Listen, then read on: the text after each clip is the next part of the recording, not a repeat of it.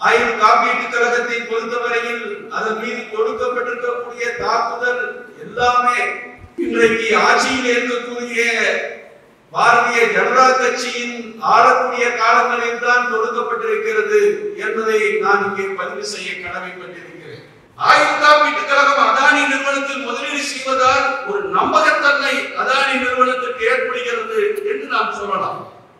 ஆனால் பாலிஸ்டார் மத்தியில் 12,000 கோடி இழப்பு என்று பேசினால் இதை தனியார் இன்சூரன்ஸ் நிறுவனங்கள் வணிகத்துக்கு பயன்படுத்திக் கொள்கிறார்களே தவிர அது உண்மையில் ஆயுள் காப்பீட்டு கழகத்தினுடைய இழப்பாக இல்லை என்பதையும் நாம் இன்றைக்கு மக்கள் மத்தியிலே சொல்ல வேண்டிய தேவை இருக்கிறது.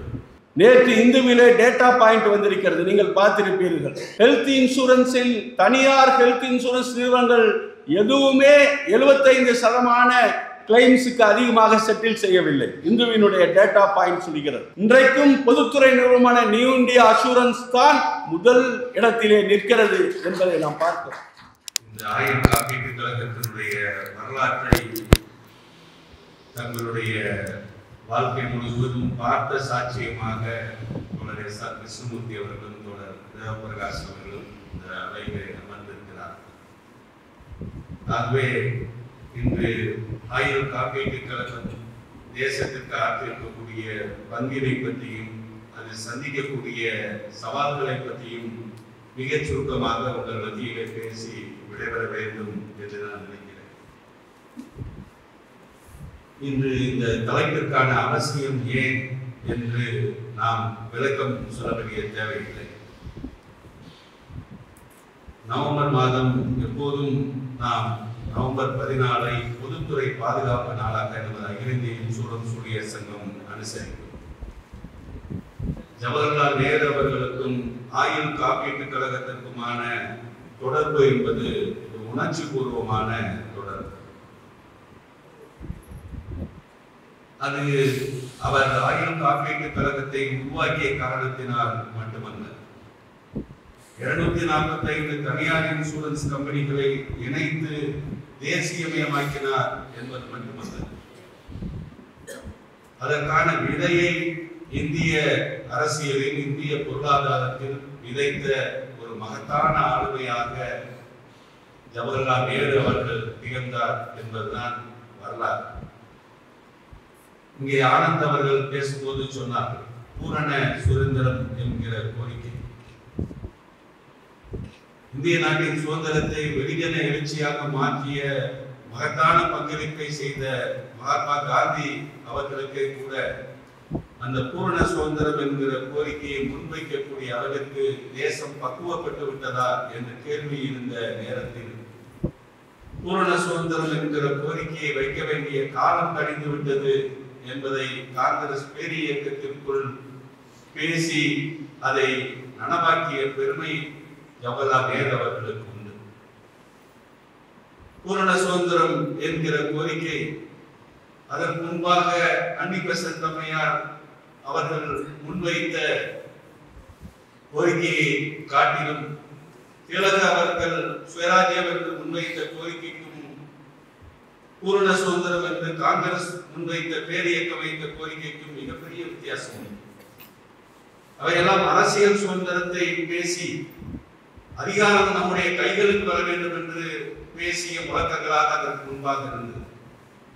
பூரண சுதந்திரம் என்பதுதான் சுதந்திரம் இந்திய நாட்டில் பெண்களுக்கு எதை கொண்டு வந்து சேர்க்கும், பாலின நீதி எவ்வாறு இருக்கும், இந்திய நாட்டினுடைய ஒடுக்கப்பட்ட மக்களுக்கு பூரண சுதந்திரம் எதை கொண்டு வந்து சேர்க்கும் என்கிற பன்முக பார்வையோடு பேசியதுதான் பூரண சுதந்திரத்தினுடைய மிக முக்கியமான அம்சம்.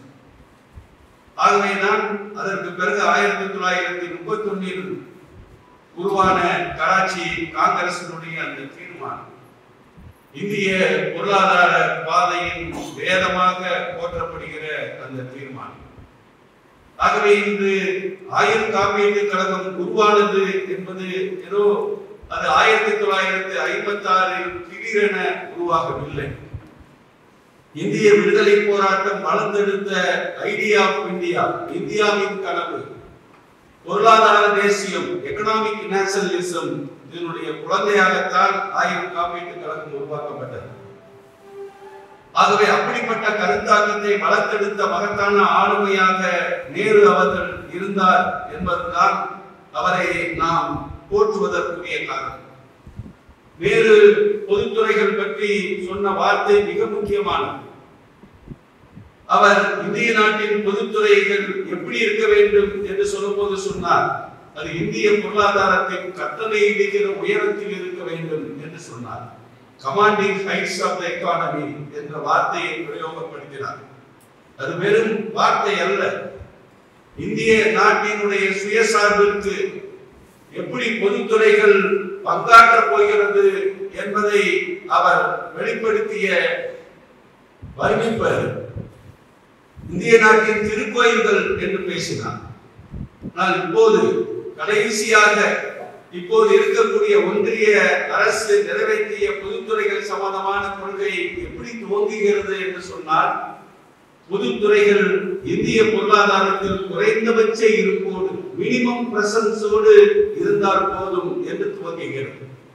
இந்த இடைவெளி commanding heights of the economy என்று நேரு சொன்னதற்கும், நிர்மலா சீதாராமன் இன்றைக்கு மினிமம் பிரசன்ஸோடு இருந்தால் போதும் என்று சொல்வதற்குமான இடைவெளிதான் நாம் இன்றைக்கு நேர்மை நினைப்பதற்கான மிக முக்கியமான காரணம்.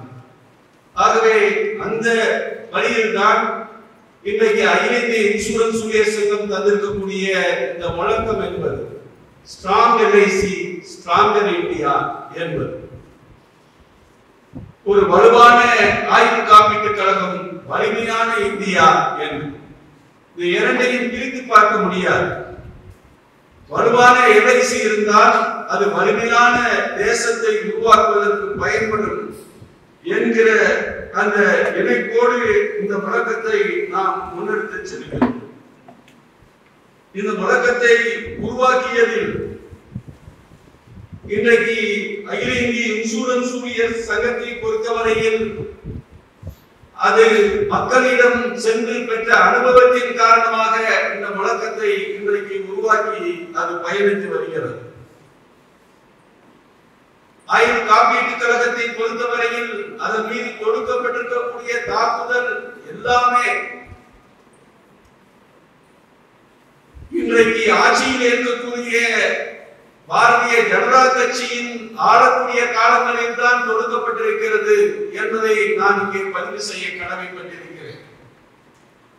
என்னிடம் கூட ஒருவர் கேட்டார், காங்கிரஸ் பேரியக்கத்தினுடைய தலைவர் உங்கள் மேடையிலே பேசுகிறாரே என்று கேட்டார். நான் அவருக்கு பதில் சொன்னேன், ஒரு பாசிச மனோபாவம் கொண்டவர்கள் ஆட்சியிலே இருக்கும் போது, ஜனநாயகத்தை மறுப்பவர்கள் ஆட்சியிலே இருக்கும் போது பொதுத்துறையை பாதுகாப்பது என்பது மிக கடுமையான சவாலாக இருக்கும் என்பதை உணர்ந்துதான் எங்கள் மேடைகளிலே இப்போது இது போன்ற ஆளுமைகளை, தேசத்தின் மீது அக்கறை கொண்ட ஆளுமைகளை எல்லாம் நாங்கள் அழைக்கிறோம் என்று நான் சொன்னேன். உங்களுக்கெல்லாம் தெரியும், 1994 பல்கோத்ரா குழுவினுடைய அறிக்கை வந்தது.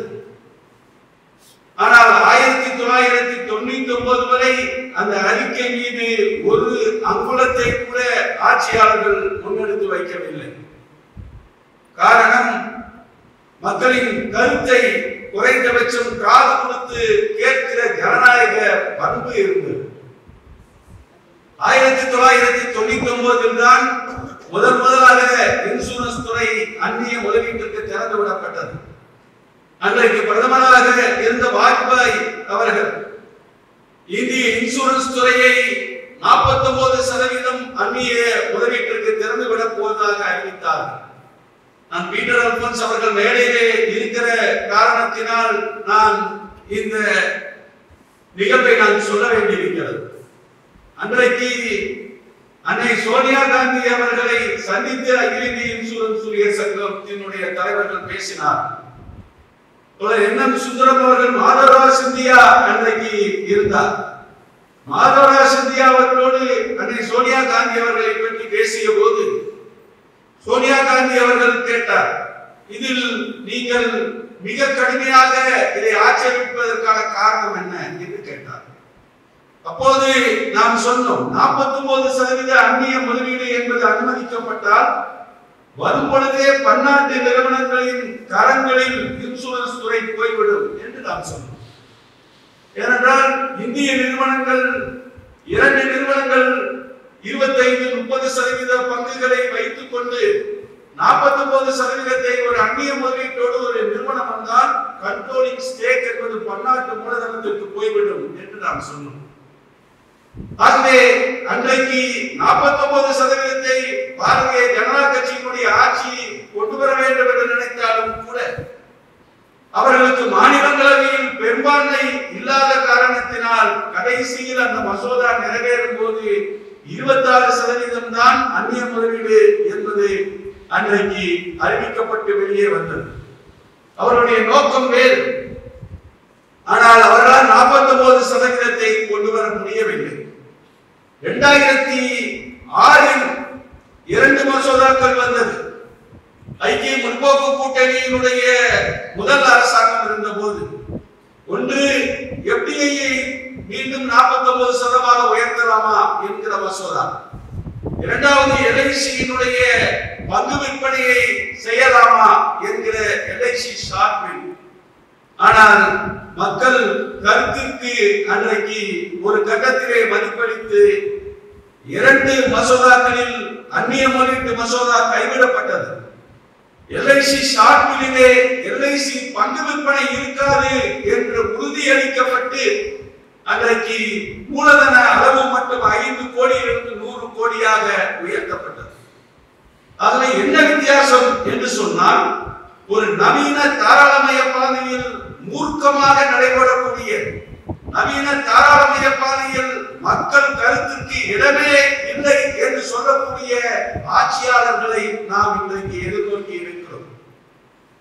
ஆகவே நம்மை பொறுத்தவரையில் இன்றைக்கு நவீன தாராளமய பாதையில் இதிலே பொதுவுடைமை சிந்தனையாளர்கள் மட்டுமல்ல, காந்திய சிந்தனையாளர்கள், நேர்மியன் மாடல் என்று சொல்லக்கூடிய பொருளாதார முறைமையும் சேர்த்து நொறுங்குகிறது என்கிற கருத்தை கொண்டவர்கள் எல்லோரும் இன்றைக்கு ஒரே மேடையில் இருந்து இந்த மூர்க்கத்தனமான உலகமயமாக்கலை எதிர்த்து போராட வேண்டிய அவசியம் இருக்கிறது என்பதுதான் நாம் இன்றைக்கு மக்கள் முன்னால் வைக்கக்கூடிய மிக முக்கியமான கருத்து. இன்றைக்கு அதானியினுடைய மோசடி எல்லோரும் பத்திரிகைகளிலே எழுதினார்கள். எல்ஐசியினுடைய முதலீடுகள் என்பதெல்லாம் கேள்விக்குறியாகிறது என்று எழுதுகிறார். ஆனால் அதானியினுடைய முதலீடுகளில் எழுகிற பிரச்சனை என்பது அது அதானியினுடைய பங்குகள் சரிவதால் மட்டும் வருகிற பிரச்சனை அல்ல. அதானியினுடைய பங்குகள் உயர்ந்ததே சூதாட்டத்தினுடைய விளைவு என்பதுதான். ஆயுள் காப்பீட்டு கழகத்தின் 3.5% பங்குகள் நரேந்திர மோடி அவர்கள் ஆட்சியின் போது பங்கு விற்பனை செய்யப்பட்டது. அது 940 ரூபாய்க்கு அறிவிக்கப்பட்டது. ஆனால் இவ்வளவு பிரமாண்டமான நிறுவனத்தினுடைய பங்குகள் முதல் நாளே 820 ரூபாய்க்கு தான் விற்பனையானது. பிறகு 514 ரூபாய் வரை கீழே வந்தது. சமீபத்தில் 1184 ரூபாய்க்கு போனது. இன்றைக்கு அது 968 ரூபாய்க்கு அது விற்பனையாகிறது. இவ்வளவு பிரமாண்டமான நிறுவனம், இந்த நிறுவனத்தினுடைய பங்கு விலைகள் என்று வரும்போது இந்த பங்கு விலைகள் ஏற்ற இறக்கம் இருந்தால் கூட இந்த அளவோடு தான் அது அமைகிறது. காரணம் என்ன என்று சொன்னால், ஆயுள் காப்பீட்டு கழகத்தினுடைய பங்குகள் என்பது சூதாட்டத்தில் ஈடுபடுவதில்லை, சூதாட்டத்தில் ஈடுபட முடியாது. ஆனால் அதானியினுடைய பங்குகள் அப்படி அல்ல. 2020 பிப்ரவரியிலே Adani enterprise limited, flagship company என்று சொல்லக்கூடிய அதானி என்டர்பிரைஸ் லிமிடெட் பங்குகள் வெறும் 200 ரூபாய். ஆனால் 2022 நவம்பரில் 4000 ரூபாய்க்கு 20 மடங்கு 2000% உயர்ந்தது. அப்போதெல்லாம் அது மிகப்பெரிய சர்ச்சையாகவில்லை உயர்ந்த போது. ஆனால் பிப்ரவரி 2023 ஹிண்டன்பர்க் வந்தவுடன் 1700 ரூபாய்க்கு விழுந்தது. ஆனால் ஜூன் 2024 மீண்டும் 3400 ரூபாய். திரும்ப இப்போது பிடிவார் என்று பிறப்பிக்கப்பட்ட போது 2100 ரூபாய். இன்றைக்கு பார்த்தால் மீண்டும் 2500 ரூபாய். அந்த நிறுவனத்தினுடைய செயல்பாட்டுக்கும் லாபகர தன்மைக்கும் இதற்கு என்ன தொடர்பு இருக்கிறது? சூதாட்டம் நடைபெறுகிறது என்பதற்கு வேறு சாட்சியம் எதுவுமே தேவையில்லை, நாம் பார்க்கிறோம். ஆகவே இன்றைக்கு ஆயுள் காப்பீட்டு கழகத்தில் போடக்கூடிய முதலீடுகள் பாதுகாப்பாக இருக்குமா என்று பாலிசிதாரர்கள் அச்சப்பட தேவையில்லை. செபி ஒரு அறிக்கையை வெளியிட்டிருக்கிறது. அந்த அறிக்கை 2 ஆண்டுகளில் 2020 2024 1,80,000 கோடி ரூபாய் பங்கு சந்தையில் இழப்பு ஏற்பட்டிருக்கிறது என்று மதிப்பிட்டிருக்கிறது. மதிப்பிட்டு என்ன சொல்கிறது என்று சொன்னால் 92% இழப்பை சிறு முதலீட்டாளர்கள் தான் அதில் தாங்கி இருக்கிறார்கள். மீதம் 7% இழப்பை அது இழப்பு என்று சொல்ல முடியாது, பிரேக் ஈவனாக அவர்கள் லாபமும் கிடைத்து நட்டமும் ஏற்பட்டு பிரேக் ஈவனாக 7% பேருடைய வருமானம் அமைந்திருக்கிறது. 1% பேர் தான் லாபம் அடைந்திருக்கிறார்கள் என்று நாம் சொல்லவில்லை, செபியினுடைய அறிக்கை சொல்கிறது. அந்த 1% யார் இருக்கிறார்கள் என்று சொன்னால் ஃபாரின் போர்ட்போலியோ இன்வெஸ்டர்ஸ் இருக்கிறார்கள். அந்த 1% யார் இருக்கிறார்கள் என்று சொன்னால் அல்கா ட்ரேடர்ஸ் என்று சொல்லக்கூடிய அல்காரிதத்தை பயன்படுத்தி நவீன தொழில்நுட்பத்தை பயன்படுத்தக்கூடிய மிகப்பெரும் நிறுவனங்கள் இருக்கிறார்கள். ஆயுள் காப்பீட்டு கழகம் அந்த 1%க்குள் வரும். ஆகவே அச்சப்பட தேவையில்லை. ஆனால் என்ன பிரச்சனை என்று சொன்னால் சிறு முதலீட்டாளர்கள் தான் சூதாட்டத்திலே இன்றைக்கு இழப்பவர்களாக இருக்கிறார்கள் என்பதை நாம் பார்க்கிறோம். ஆயுள் காப்பீட்டு கழகம் அதானி நிறுவனத்தில் முதலீடு செய்வதால் ஒரு நம்பகத்தன்மை அதானி நிறுவனத்திற்கு ஏற்படுகிறது என்று நாம் சொல்லலாம். ஆனால் பாலிசிதாரர்கள் மத்தியில் 12,000 கோடி இழப்பு என்று பேசினால் இதை தனியார் இன்சூரன்ஸ் நிறுவனங்கள் வணிகத்துக்கு பயன்படுத்திக் கொள்கிறார்களே தவிர அது உண்மையில் ஆயுள் காப்பீட்டு கழகத்தினுடைய இழப்பாக இல்லை என்பதையும் நாம் இன்றைக்கு மக்கள் மத்தியிலே சொல்ல வேண்டிய தேவை இருக்கிறது. ஆயுள் காப்பீட்டு கழகத்தை பொறுத்தவரையில் அது 1956 உருவாக்கப்பட்ட பிறகு உலகில் இப்படி ஒரு நிறுவனம் இருக்குமா என்று அதிசயப்படக்கூடிய அளவிற்கு அது தன்னுடைய வளர்ச்சியை எட்டி இருக்கிறது. இன்சூரன்ஸ் துறைக்கு அதனுடைய கேபிட்டல் பேஸ் மூலதன தளம் மிக சிறியதாக இருந்தால் போதும். ஏனென்றால் இங்கே உற்பத்தி என்பது வெறும் சத்தியம் தான், வாக்குறுதி தான் இங்கே உற்பத்தி பொருளாக நிற்கிறது. ஆகவே வாக்குறுதியை விற்பனை செய்யும் போது ஒரு நிறுவனத்துக்கு தேவைப்படுகிற ஒன்று எது என்று சொன்னால் நம்பகத்தன்மை தான். ஆகவே வெறும் 5 கோடி மூலதனம் போட்ட பிறகு 100 கோடியாக சட்ட நிர்பந்தத்திற்காக உயர்த்தப்பட்ட அந்த மூலதனத்தை வைத்துக் கொண்டுதான் ஆயுள் காப்பீட்டு கழகம் இன்றைக்கு ஒவ்வொரு ஆண்டும் 8,53,000 கோடி ரூபாய்களை இன்றைக்கு வருமானமாக திரட்டிக் கொண்டிருக்கிறது. அநேகமாக இவ்வளவு குறைவான மூலதன அளவை கொண்ட ஒரு நிறுவனம் இவ்வளவு நம்பகத்தன்மையோடு செயல்படுகிற ஒன்று உலகத்தில் வேறு எங்கேயாவது இருக்குமா என்ற கேள்வியை எழுப்பினார். ஆயுள் காப்பீட்டு கழகத்தை தவிர வேறு எந்த நிறுவனத்தையும் பார்க்க முடியாது. அன்றைக்கு நேரு அவர்கள் அறிவிக்கும் போது சொன்னார், இதனுடைய அப்ஜெக்டிவ் ஆஃப் நேஷனலைசேஷன் என்று சொல்லும்போது முதல் அப்ஜெக்டிவ் ஆயுள் காப்பீட்டு பாலிசிகளை மூளை முடுக்குக்கெல்லாம் கொண்டு செல்ல வேண்டும், nook and corner of the country என்று சொன்னார். இன்றைக்கும் நாம் பார்க்கிறோம் LIC-யினுடைய சந்தை பங்கு மார்க்கெட் ஷேர் பிரீமியத்தில் 59% பிரீமிய வருமானத்தில், ஆனால் பாலிசிகளுடைய எண்ணிக்கையில் 70%. என்ன அர்த்தம்? இன்றைக்கும் 24 தனியார் ஆயுள் இன்சூரன்ஸ் நிறுவனங்கள் போட்டிக்கு வந்திருக்கிற சூழலில் கூட ஆயுள் காப்பீட்டு கழகம் தான் சாதாரண மக்களுக்கு இன்சூரன்ஸை கொண்டு போய் சேர்த்திருக்கிறது என்பது IRDA அறிவிக்கிறது. IRDA மோட்டோ என்ன என்று சொன்னால் இன்சூரன்ஸை அக்சஸபிளாக மாற்றுவோம், அஃபோர்டபிளாக மாற்றுவோம், அவைலபிள்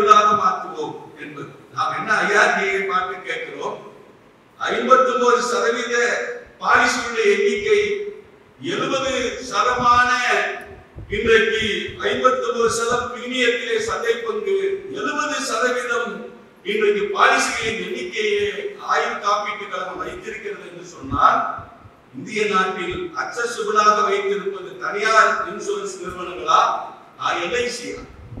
அஃபோர்டபிளாக வைத்திருப்பது தனியார் இன்சூரன்ஸ் நிறுவனங்களா, எல்ஐசியா? அவைலபிளாக வைத்திருப்பது தனியார் இன்சூரன்ஸ் நிறுவனங்களா, எல்ஐசியா என்கிற கேள்வியை இன்றைக்கு நாம் முன்வைக்க கடமைப்பட்டிருக்கிறோம். ஆகவேதான் அந்த நம்பகத்தன்மையின் காரணமாக 52 லட்சம் இன்றைக்கு கோடி சொத்துக்களை பெற்ற நிறுவனமாக 52 லட்சம் கோடி என்று சொல்லும் போது 5 கோடி மூலதனம் அல்ல, 100 கோடி மூலதனமாக உயர்த்தப்பட்ட பிறகு கூட இவ்வளவு குறைவான மூலதன தளத்தின் மீது இவ்வளவு பிரம்மாண்டமான கோட்டை கட்டப்பட்டிருக்கிறது என்பதுதான் இந்திய பொருளாதாரத்திலே ஒரு வித்தியாசமான அனுபவமாக இருக்கிறது. நான் கடைசியாக ஒரு எதிர்கால சவால்களை மட்டும் சொல்லி முடிக்க வேண்டும் என்று நான் நினைக்கிறேன். நாங்கள் எல்லாம் நிர்மலா சீதாராமன் அவர்களை நேரடியாக சந்தித்தோம். நிர்மலா சீதாராமன் அவர்களை சந்தித்த போது பங்கு விற்பனைக்கு முன்பாக சந்தித்தோம். அப்போது அவர் சொன்னார், ஏன் எதிர்க்கிறீர்கள் பங்கு விற்பனையை? நாங்கள் சொன்னோம், ஒரு அரசு நிறுவனமாக எல்ஐசி ஒரு ஆதார தொழில் வளர்ச்சிக்கு இவ்வளவு உதவி செய்கிற நிறுவனம் ஒரு இயல்பான ஏறுபோகமாக இருக்க வேண்டும் என்று நாம் சொன்னோம். நேச்சுரல் மோனோபொலியாக இருக்க வேண்டும் என்று நாம் சொன்னோம். அதுக்கு அவர் பதில் சொன்னார், அரசு நிறுவனம் என்று நீங்கள் சொல்கிறீர்கள், நான் அதை மக்கள் நிறுவனமாக மாற்றப் போகிறேன் என்று சொன்னார். என்ன அர்த்தம்? அவர் பேசும்போது சொன்னார், காய்கறி விற்பவர்கள் கூட எல்ஐசியின் உடமையாளராக மாறலாம், ரிக்ஷா ஓட்டுபவர்கள் கூட எல்ஐசியின் உடமையாளராக மாறலாம், ஆட்டோ ஓட்டுபவர்கள் கூட எல்ஐசியின் உடமையாளராக மாறலாம். ஆகவேதான் பங்கு விற்பனை நாங்கள் செய்ய போகிறோம் என்று சொன்னார். நாம் இன்றைக்கு என்ன கேள்வி எழுப்ப வேண்டும் என்று சொன்னால், 2023-24 எல்ஐசியினுடைய ஆண்டு அறிக்கை எல்ஐசியினுடைய ஷேர் ஹோல்டிங் பற்றி சொல்கிறது. அது என்ன சொல்கிறது என்று சொன்னால், 10 கோடி ரூபாய் அதிகமான முதலீடு செய்து எல்ஐசியின் பங்குகளை வைத்திருப்பவர்கள் 850 பேர் கையில் தான் விற்கப்பட்ட எல்ஐசியின் பங்குகளில் 99% இருக்கிறது என்று சொல்கிறது. 98% எல்ஐசியின் ஷேர் ஹோல்டர்ஸ் இன்றைக்கு இருக்கிறார்களே, அவர்கள் கையில் இருக்கக்கூடிய பங்குகள் என்பது வெறும் 1.44% தான் என்று சொல்கிறேன். என்ன? எந்த வீதிகளிலே காய்கறி விற்பவர்கள் கையிலே எல்ஐசியின் பங்குகள் இருக்கிறது, டீ கடை நடத்துபவர் கையிலே எல்ஐசியின் பங்குகள் இருக்கிறது, எந்த ரிக்ஷா ஓட்டுபவர் கையிலே எல்ஐசியினுடைய பங்குகள் இன்னைக்கு இருக்கிறது. அதுவே இப்படி பேசும் பொழுது ஏதோ மக்கள் நிறுவனம் பங்கு விற்பனை என்றால் மக்கள் உடைமையாளர்களாக மாறி விடுவார்கள் என்று பேசுகிற ஒரு காட்சியை நாம் எல்லாம் பார்த்தோம். ஆகவே இன்றைக்கு நாம் பார்க்கும்போது ஒரு 4 சவால்களை ஆயுள் காப்பீட்டு கழகம் சந்திக்கிறது. ஒன்று, இங்கே முகவர் நண்பர்கள் வந்திருக்கிறார். இந்தியா இன்சூரன்ஸ் துறையில் ஆயுள் காப்பீட்டு கழகத்தினுடைய வணிகத்தில் 95% இன்றைக்கும் கொண்டு வருபவர்கள் தனி நபர்களாக இருக்கக்கூடிய முகவர்கள் தான் இன்றைக்கு. ஆனால் தனியார் இன்சூரன்ஸ் கம்பெனிகள் அப்படி அல்ல. பேங்க் இன்சூரன்ஸ் மூலமாக, டைடு இன்சூரன்ஸ் மூலமாக நாம் போய் ஸ்டேட் பேங்கிலே போய் ஒரு எஜுகேஷன் லோன் எடுத்தால், அதுக்கு கொலாட்டரல் செக்யூரிட்டியாக வீடு வைத்தால், அங்கே ஸ்டேட் பேங்க் ஜெனரல் எஸ்பிஐ ஜெனரலுடைய பாலிசியை எடுக்க வேண்டும். டைடு இன்சூரன்ஸ் என்று முறையில் ஆயுள் காப்பீட்டு கழகத்திற்கு வணிகம் வரக்கூடிய வணிகம் என்பது யாருடைய கால்களிலும் கட்டப்படவில்லை. நம்முடைய முகவர்கள் வீடு வீடாக சென்று நம்முடைய முகவர் ஒவ்வொருவராக தொடர்பு கொண்டு வரக்கூடிய வணிகம் தான் இன்றைக்கு இருக்கிறது. ஆனால் இன்றைக்கு முகவர்கள் மீது தாக்குதல் தொடுக்கப்படுகிறது. எல்லா இன்சூரன்ஸ் கம்பெனிகளின் முகவர்களின் மீதும் இதே விதிகள் தானே என்று சொல்லலாம். ஆனால் முகவர்கள் தாக்கப்பட்டால் அதிகமாக காயப்படுவது ஆயுள் காப்பீட்டு கழகமாகத்தான் இருக்கும். கிளாபேக், சார்ஜ் பேக் என்பதெல்லாம் சொல்கிறார். நேரம் கருதி நான் போகவில்லை. ஆகவே உங்களுடைய கமிஷன் மீது தாக்கப்படுகிறது. ஃபர்ஸ்ட் கமிஷன் மீது இன்றைக்கு மிகப்பெரிய தாக்குதல் தொடுக்கப்படுகிறது. சென்னையிலே ஒரு மிகச்சிறந்த ஆக்சுவரி இருந்தார், ராமகிருஷ்ணன் இருந்தார். ராமகிருஷ்ணன் சொல்லும்போது சொன்னார், கிளாபேக் பேசுகிறார்கள். பாலிசி லாப்ஸ் ஆனால் கமிஷனை நாங்கள் ரெக்கவர் செய்வோம் என்று பேசுகிறார். ராமகிருஷ்ணன் ரிவர்ஸில் பேசுகிறார். அவர் சொன்னார், ரிட்டென்ஷன் ஆஃப் பாலிசிஸ் பெர்சிஸ்டன்சி ரேஷியோவை பொறுத்து முகவர்களுக்கு இன்சென்டிவ் கொடுங்கள் என்று அவர் பேசினார். இதான் அணுகுமுறையிலே இருக்கக்கூடிய வித்தியாசம் என்பது. எல்ஐசி நிர்வாகமும் முகவர்களோடு பேசலாம். மாற்றங்களை கொண்டு வரும்போது முகவர்களை நம்பிக்கை எடுத்து மாற்றங்களை கொண்டு வந்தால் முகவர்கள் வணிகத்தில் நிச்சயமாக எல்ஐசிக்கு துணையாக நிற்பார்கள் என்பதையும் நாம் இங்கே பேச வேண்டிய தேவை என்பது இருக்கிறது. ஆனால் இப்போது கொடுக்கப்படுகிற 3 மிக முக்கியமான தாக்குதல். ஒன்று, 100 கோடி மூலதனம் என்பதை தளர்த்துவதாக அறிவிக்கிறார். 100 கோடி மூலதனம் என்பது யூபிஏ 1 அரசாங்கம் இருந்த காலத்தில் எதற்காக கொண்டு வரப்பட்டது என்று சொன்னார். 2000 உலக நிதி நெருக்கடியின் போது மிகப்பெரிய நிதி நிறுவனங்களை வீழ்ச்சி அடைந்திருந்த வேளையில் ஸ்மால் பிளேயர்ஸ் என்ற பெயரில் குறைவான மூலதனம் இருந்தால் நிதித்துறையை சூறையாடுவார்கள் என்பதற்காக கொண்டு வரப்பட்டது 100 கோடி என்கிற இந்த வரையறை. இப்போது 100 கோடி தளர்த்தப்பட்டால் 50 கோடி ஆகுமா தெரியவில்லை, 25 கோடி ஆகுமா தெரியவில்லை. நாம் என்ன இந்த ஆட்சியாளர்களை பார்த்து கேட்கிறோம்? தனியார் வங்கிகள் தள்ளாடுகிற நேரம், நீங்கள் சொல்கிற நான் பேங்கிங் பைனான்ஸ் கம்பெனிகள் வீழ்ந்து கொண்டிருக்கக்கூடிய நேரம், ஸ்மால் பைனான்ஸ் கம்பெனிகள் வந்ததற்குள்ளாக பிர்லா ஸ்மால் பைனான்ஸ் கம்பெனிகள் கூட இன்றைக்கு கதவை மூடுகிற நேரம், வந்து 25 ஆண்டுகளுக்குள் சகாரா லைஃப் இன்சூரன்ஸ் பாலிசிகளை எல்லாம் எஸ்பிஐ லைஃப் இன்றைக்கு சர்வீஸ் செய்யும் என்று சகாரா லைஃபினுடைய தோல்வி பேசப்படுகிற நேரத்தில் நீங்கள் மூலதன அளவை குறைத்தால் என்ன நடக்கும் என்பது. 1956 245 நிறுவனங்கள் இருந்த நாடுதான் இது. ஆகவே 1956 நோக்கி கடிகாரத்தை திருப்பி வைக்கிற வேலையை இன்றைக்கு இந்த ஆட்சியாளர்கள் செய்கிறார். 100% அந்நிய முதலீடு அனுமதிக்கப்படும் என்று அறிவித்திருக்கிறார். 100% அந்நிய முதலீடு என்று சொன்னால் முழுக்க முழுக்க பன்னாட்டு நிறுவனங்களின் கைகளிலே போகும் என்று அர்த்தம். இப்போதே 74% அந்நிய முதலீடு இருக்கிறது. ஆனால் நாம் என்ன கேட்கிறோம்? 74% அந்நிய முதலீடு இருந்தும் 74% அந்நிய முதலீட்டை கொண்டு வந்திருக்கிற நிறுவனங்கள் 3 நிறுவனங்கள் தான். மற்ற நிறுவனங்கள் கொண்டு வரவில்லை. நமக்கு தெரியும், உலக நிதி நெருக்கடி ஏற்பட்ட போது அமெரிக்கன் இன்டர்நேஷனல் குரூப் இன்சூரன்ஸ் கம்பெனிக்கு அமெரிக்காவில் தான் நெருக்கடி ஏற்பட்டது. ஆனால் இங்கே டாடாவோடு ஜாயிண்ட் வெஞ்சரில் இருந்த அந்த ஏஐஜி இங்கே இருந்து ஓடிவிட்டது. ஆஸ்திரேலியாவினுடைய ஏஎம்பி இங்கே சன்மாரோடு சேர்ந்து இருந்தது. ஆனால் அந்த ஏஎம்பி இந்த தேசத்தை விட்டு ஓடியது என்பதை பார்க்கிறோம். அந்நாட்டு நிறுவனங்கள் நெருக்கடி வருமையானால் சொந்த நாட்டில் நெருக்கடி வந்தாலும் இங்கே இருந்து ஓடிவிடுவார்கள், இங்கே நெருக்கடி வந்தாலும் இங்கே இருந்து ஓடிவிடுவார்கள் என்பது. ஆகவே நம்மை பொறுத்தவரையில் இந்த அபாயத்தை நாம் நிச்சயமாக அனுமதிக்க முடியாது. 3வது பங்கு விற்பனை என்பது. இன்றைக்கு 968 ரூபாய் இருப்பதால் பங்கு விற்பனை மூலம் அரசாங்கம் நிதி திரட்டலாம் என்று யோசிக்கலாம். அதை நாம் நிச்சயமாக எடுத்து போராட வேண்டிய அவசியம் இருக்கிறது. இந்த 3.5% மேல் 1% கூட நகராமல் தடுக்க வேண்டிய பொறுப்பு நமக்கு இருக்கிறது. ஏற்கனவே செபியே அதற்கான கால வரையறையை தளர்த்திருக்கிறது. எல்ஐசி பங்குகளை விற்பது அவ்வளவு எளிதானது அல்ல. ஒரு பிரமாண்டமான நிறுவனம் இந்த பங்குகளை விற்பதானால் அதற்கான அப்பிடைட் பங்கு சந்தைக்கு இருக்க வேண்டும். பங்கு சந்தைக்கு இந்த அப்பிடைட் இல்லாத காரணத்தினால்தான் எல்ஐசியினுடைய பங்குகள் போனது என்பதை நாம் பார்த்தோம்.